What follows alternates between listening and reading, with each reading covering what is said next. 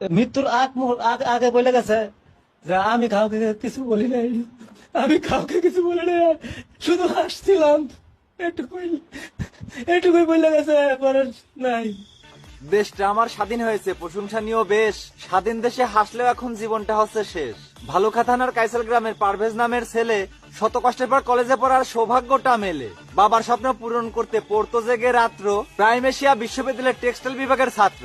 বাবা করে কঠোর পরিশ্রম, ছেলেকে চাকুরি দেবে, সব পরিশ্রম ভুলে যেত সন্তানের কথা ভেবে। ছেলে তাহার ইঞ্জিনিয়ার হবে কিছুদিন পরে, বিদেশ করা লাগবে না আর সুখ আসবে ঘরে। কেড়ে নিল সব স্বপ্ন অন্তরেতে ঘা, স্বপ্ন শুধু দেখাই হলো পূর্ণ হলো না। স্বপ্নগুলো মেরে দিল চাপা দিয়ে বালি, বাবা মায়ের বুকটা তারা করে দিল খালি। মিষ্টি বিকেলে সিঙ্গারা খেতে ক্যাম্পাসে নিচে গেল, পারভেজ নামের ওই ছেলেটির কি অপরাধ ছিল?